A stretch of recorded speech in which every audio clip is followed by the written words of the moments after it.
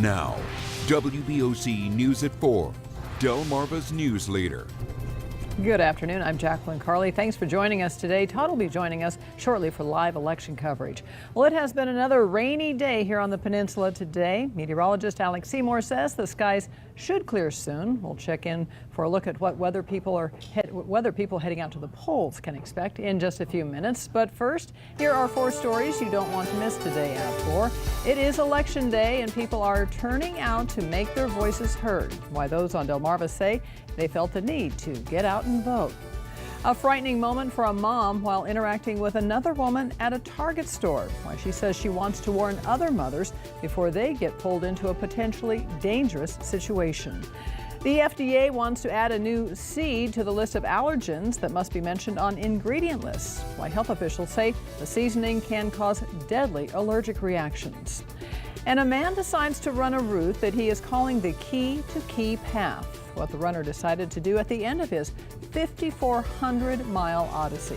We'll have all those stories and more today on WBOC News at 4. Well, people all across the country and right here on Delmarva are heading to the polls today to vote in the midterm elections.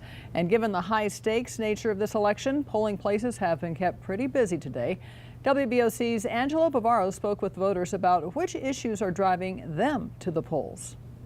Voter after voter heading inside the Wicomico Youth and Civic Center to cast a ballot. It's my right to vote, and I'm going to exercise it. The issues and candidates drawing them here may be different. Medicare, Medicaid for the elderly, our children. I'm a teacher, so education is huge for me, and also I have a son that struggles with addiction.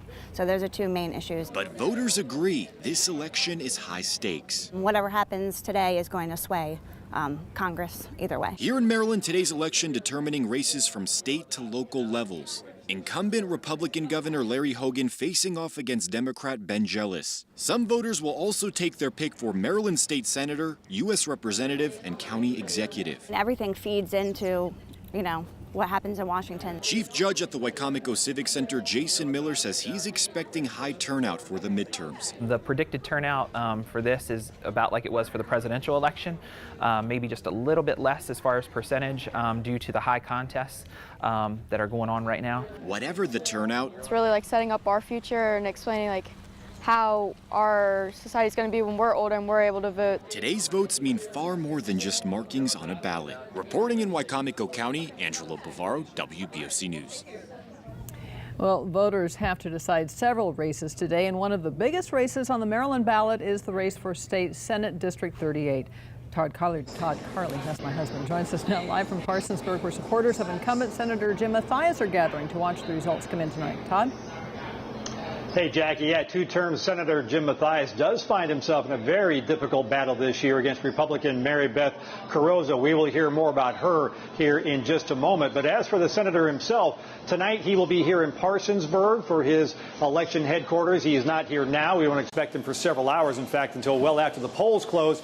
That is because he is still out campaigning today. I spoke to him earlier this morning, and he was in Worcester County hoping to canvass all 3 counties on this election day, trying to get those last-minute votes out. He was in Worcester and then probably Somerset and also here in Wicomico County. So striving for every last vote he can get in this very tough Senate race against Mary Beth Carrozza. Mathias is a 2-term senator. He's always had to kind of straddle that line, be a moderate Democrat. He is a Democrat in a rather rural and conservative district, which is a difficult thing to do. He's pulled it off here for 2 terms. Prior to that, he was a delegate in Annapolis as well. So he has experience at that and trying to win a 3rd term here in this state Senate race. Of course, he's no stranger to local politics, having been the Ocean City mayor and also a delegate also in Annapolis. So Senator Mathias going to be here in several hours tonight, hoping for a 3rd term tonight. We'll be here to cover the race and all the results from this election here on this election night in the midterms. Jackie, back to you. Todd, thanks. And as Todd just mentioned, running against Senator Mathias is his Republican challenger and delegate Mary Beth Carrozza. Both candidates for District 38 are driving voters from all age brackets to the polls today. And WBOC's Chris WEIMER joins us now live from a polling center in Ocean Pines. Chris. Yeah, good evening, Jackie. We're here at the Ocean Pines Library, one of the more popular spots in terms of traffic for voter turnout. I spoke to people who say It's been slow, but it's been steady, but it's been happening. Early voters, the turnout was so high that they say it's not to be expected that you're not going to see long, long lines. Now, as for Mary Beth Carrozza, she was here earlier today. She began her day in Ocean City. She's been making the rounds to various polling places. The Republican strongly touting her endorsement from Governor Larry Hogan. A little bit of background for Mary Beth Carrozza. She served in the House, was elected in 2014, looking for a little bit of a political promotion, moving into the Senate, not without any risk, though. To run for the Senate seat to unseat Jim Mathias, she has to give up her House of Delegates seat, which she will be doing.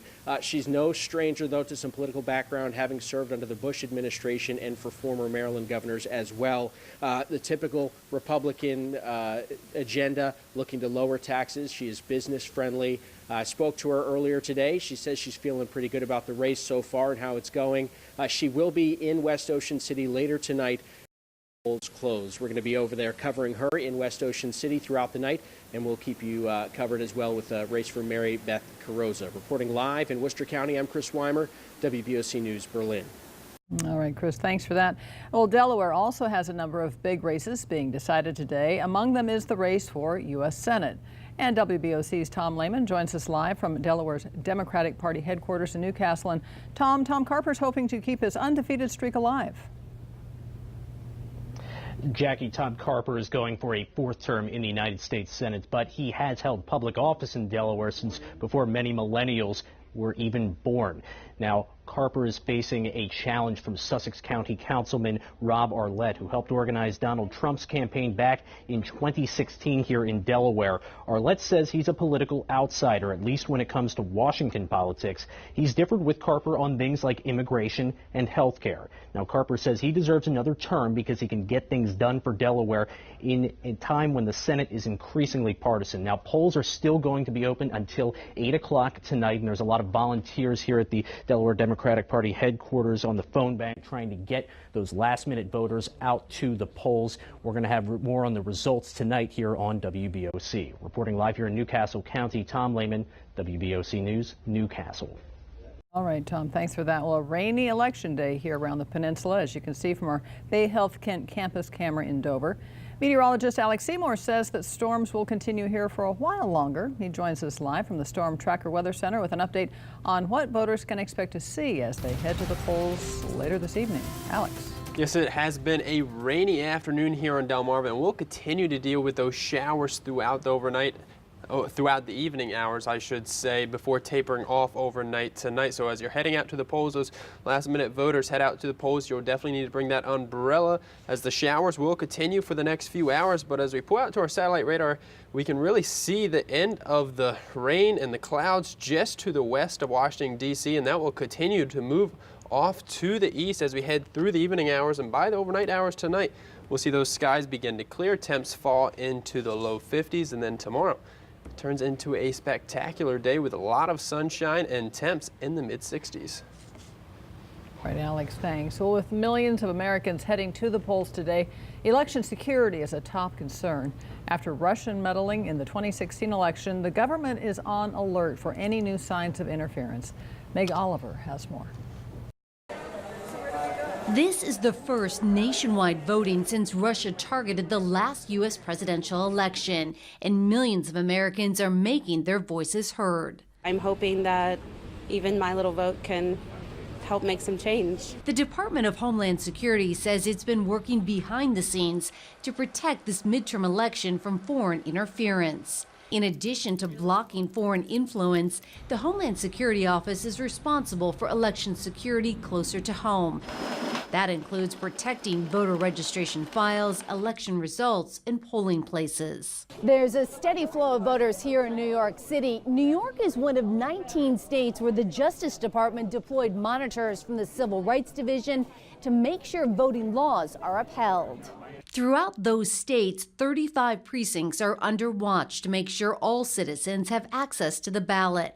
Monitors are looking for signs of discrimination or intimidation. The nonpartisan Election Protection Group is making sure voters are heard in states not covered by all the provisions in the Voting Rights Act. Officials are very, very comfortable pursuing discriminatory voting changes, knowing that the only recourse will be organizations like ours standing up and pushing back in the courts. Security officials point out they've had 2 years to get ready for this day. They're hoping problems are limited to long lines and isolated technical glitches. Meg Oliver, CBS News, New York. And we will also be covering the Harris-Colvin race as we head into other broadcasts this evening. Those two are going head-to-head for Maryland's first congressional House seat. That and much more will be covered tonight. So be sure to tune in tonight for more up-to-the-minute results. We will have our live election coverage on all of our platforms, including TV, Facebook, Twitter, and, of course, WBOC.com. And making other headlines this afternoon, the dignified transfer of Army Major Brent Taylor took place early this morning at the Dover Air Force Base. Taylor was shot and killed by small arms fire during what's being called an insider attack while he helped train Afghan security forces. His wife Jenny and other family members attended the transfer here on Delmarva.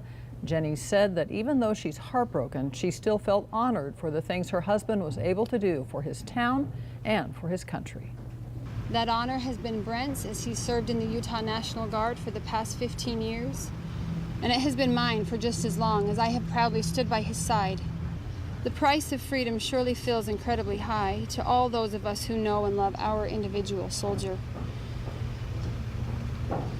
But the value of freedom is immeasurable to all who know and love America. The transfer happened around 4 this morning. Utah's governor said that the entire town of North Ogden will be supporting Taylor's family in this difficult time. Well, 5 foster children are still missing in California 3 days after they ran away from their temporary foster home.